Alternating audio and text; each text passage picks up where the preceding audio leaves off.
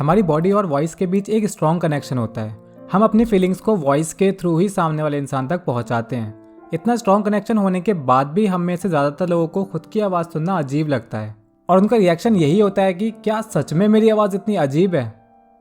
अगर आपको भी ऐसा लगता है तो आज की इस वीडियो से आपको पता लग जाएगा कि हमें ऐसा क्यों लगता है। आज की इस वीडियो में हम बात करेंगे psychology behind hating our own voice. So without any further delay let's get started.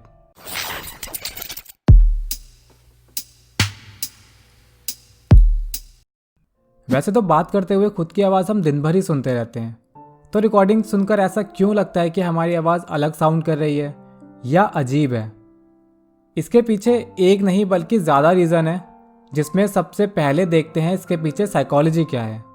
University of Essex में एक रिसर्च की गई जिसमें इसके पीछे जो रीज़न पाया गया वो था हमारे ब्रेन में अपनी वॉइस को लेकर काफ़ी सारे परसेप्शन और एक्सपेक्टेशंस होती हैं। क्योंकि हम बात करते हुए खुद की वॉइस सुनते ही रहते हैं, तो इस वजह से हमारे माइंड में ये फिक्स रहता है कि हमारी वॉइस कैसी है, हमारी वॉइस पिच कितनी है। तो जब हम अपनी रिकॉर्ड की हुई वॉइस को सुनते हैं तो ये रिकॉर्डेड वॉइस हमारी एक्सपेक्टेशन से बिल्कुल ही अलग होती है और हमारे परसेप्शन से मैच नहीं करती। हमारी वॉइस हमारी आइडेंटिटी फॉर्म करने में एक अहम भूमिका निभाती है।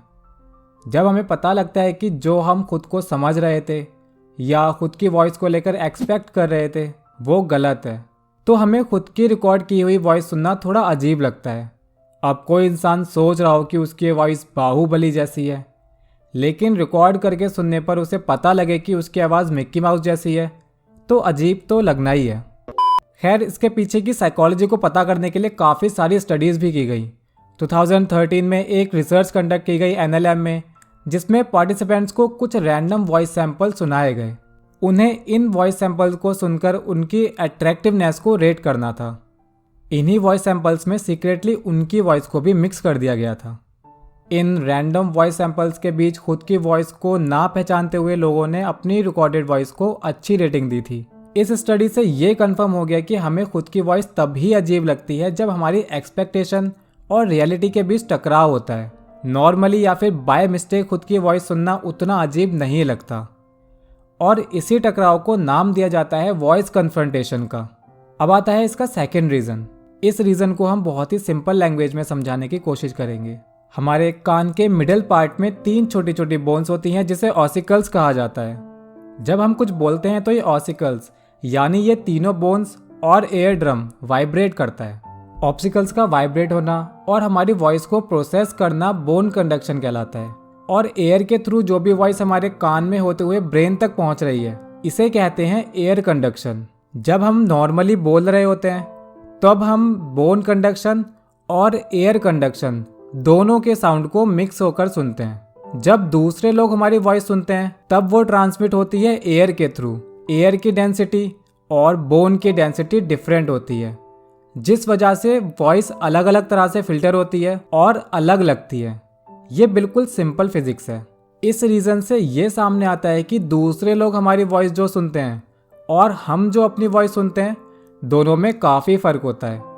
और रही बात रिकॉर्डेड वॉइस अजीब लगने की, तो जिस तरह हम खुद की आवाज़ को 2 सोर्सेज से रिसीव करते हैं, उसी तरह जब हम अपनी रिकॉर्डेड वॉइस सुनते हैं उसे हम एक ही सोर्स से रिसीव करते हैं।